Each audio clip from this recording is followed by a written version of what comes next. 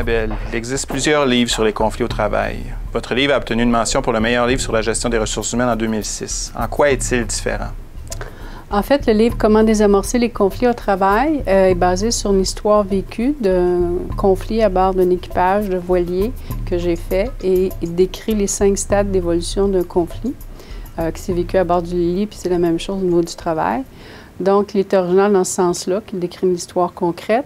Et également, il a gagné le prix du meilleur livre en gestion ressources humaines dans le cadre du prix du livre d'affaires en 2006.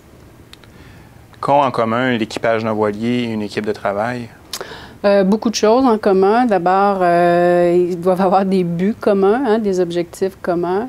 Ils se partagent des ressources, un environnement de travail ou un environnement commun.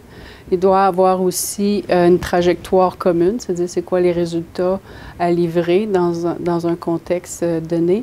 Et également aussi, les membres d'équipage doivent avoir des rôles clairs aussi, et donc assumer ces rôles-là. Alors, dans le contexte où une équipe ou un membre d'équipe ne parvient pas à remplir son mandat ou son rôle, bien, ça affecte le climat et aussi les ressources là, à bord de l'équipage.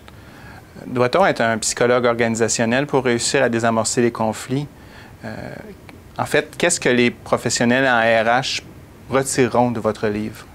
Bien, d'abord, la première question, non, on ne doit pas nécessairement être psychologue organisationnel pour désamorcer les conflits. Je pense que les professionnels en ressources humaines ont aussi des compétences et des connaissances pour aider les gestionnaires à désamorcer les conflits en milieu de travail. C'est sûr que notre expertise en tant que psychologue du comportement humain, des fois, nous aide un peu plus parce qu'on est dans des dynamiques, des fois, de défensive, là, quand les gens vivent des conflits, donc ça aide. Pour ce qui est du professionnel en ressources humaines, qu'est-ce qu'ils vont retirer? Bien, je pense que c'est un guide utile en décortiquant les 5 stades du conflit pour être capable d'identifier les bons niveaux d'intervention, donc les bons outils, dépendamment du stade auquel on fait face dans la situation conflictuelle présente.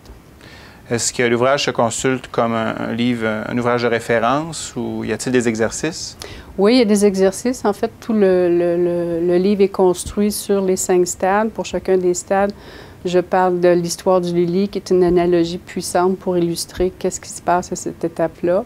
Ensuite, il y a un cas organisationnel, il y a des exercices reliés à ce cas-là. Et il y a aussi des pistes d'action, des pistes de réflexion pour les leaders, les gestionnaires et les membres d'équipage aussi, ou les équipiers d'une équipe, là. Pourquoi le bateau se nomme Lily? C'était le nom du voilier. C'est une histoire vraie? C'est une vraie histoire. J'ai fait cette croisière-là dans les îles grecques en 2001. Et le conflit a éclaté à bord au bout de 4 jours. Et donc, on a dû aussi démembrer l'équipage parce qu'on n'a pas réussi à résoudre la situation conflictuelle. Alors, Ghislaine Labelle, auteure de « Comment désamorcer les conflits au travail », merci beaucoup. Merci à vous aussi. Au revoir.